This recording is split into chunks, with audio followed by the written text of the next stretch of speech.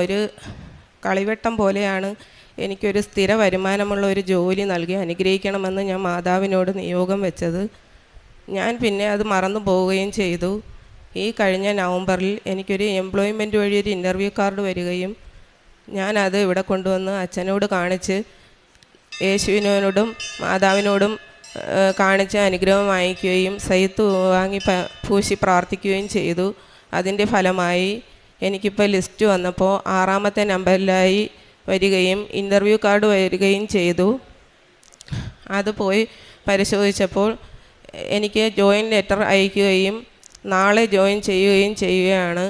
ഇതിന് മാതാവിനും തിരുകുമാരനും കോടാനുകോടി നന്ദി.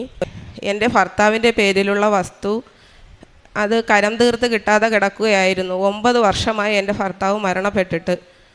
അത് ഒരിക്കലും നമ്മുടെ പേരിലോട്ട് മാറ്റാൻ കഴിയാതെ കിടക്കുകയായിരുന്നു. ഒരു ദിവസം ഞാൻ എൻ്റെ അമ്മായിയമ്മ വന്നപ്പോൾ അമ്മായിയമ്മയോട് പറഞ്ഞു, അത് ഞാൻ നിയോഗം വെച്ചിട്ടുണ്ടായിരുന്നു. അപ്പോൾ അമ്മായിയമ്മ പറഞ്ഞു, നീ എല്ലാം റെഡിയാക്ക്, ഞാൻ വന്ന് ഒപ്പിട്ട് തരാം. ഞാൻ ഒരിക്കലും പ്രതീക്ഷിക്കാത്തൊരു കാര്യമാണ് അത് സാധിച്ചു തന്നത് മാതാവിനും തിരുകുമാരനും കോടാനുകോടി നന്ദി. ഞാൻ പെട്ടെന്ന് ദേഷ്യപ്പെടുന്ന ഒരു സ്വഭാവമായിരുന്നു. അതിൽ ഒരുപാട് മാറ്റമുണ്ട്. എന്നാലും എല്ലാം മാറിയെന്ന് പറയാൻ കഴിയില്ല. എനിക്ക് കുറച്ചുകൂടി മാറാനുണ്ട്.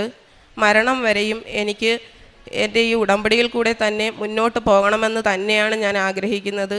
ഒരിക്കലും ഞാൻ എൻ്റെ മാതാവിനെയും തിരുകുമാരനെയും കൈവിടത്തില്ല.